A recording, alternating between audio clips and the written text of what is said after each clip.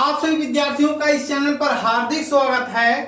इस टॉपिक में हम जानेंगे कि गंगा नदी में, जो कि भारत की सबसे पवित्र नदी मानी जाती है, गंगा नदी में मिलने वाली नदियां, गंगा नदी में कौन कौन सी नदी मिलती हैं, इसको हम ट्रिक के माध्यम से बहुत ही आसान तरीके से समझेंगे, वो भी स्टेप बाय स्टेप। तो आइए बिना रुके हम इसे शुरू करते हैं। जो हमारा ट्रिक है वह है यशोदा को राम सा कंगन चाहिए। हमारा जो ट्रिक है गंगा नदी में मिलने वाली नदियों का, यशोदा को राम सा कंगन चाहिए। अब इसे हम समझते हैं कैसे हम लोगों को इसको याद रखना है।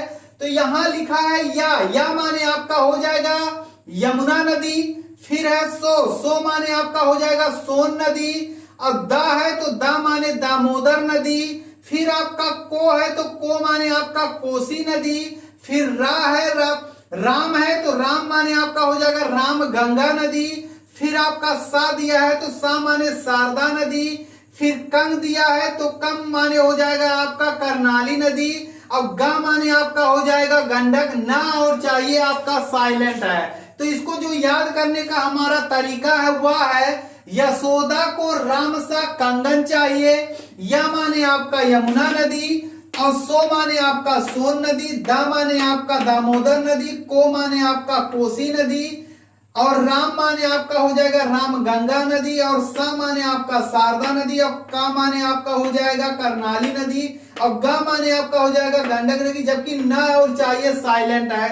तो यह एक महत्वपूर्ण टॉपिक था जीके का, जो कि अगर आप इसको याद कर लेते हैं तो आने वाला जो वनडे एग्जाम होता है उसमें ऐसे प्रश्न पूछे जाएंगे जिसमें कि आप आसानी से एक ही लाइन को याद कर लीजिए कविता के माध्यम से, और उस प्रश्न का उत्तर बहुत ही आसान तरीके से आप लोग दे दीजिए। आप सभी विद्यार्थियों का वीडियो देखने के लिए धन्यवाद।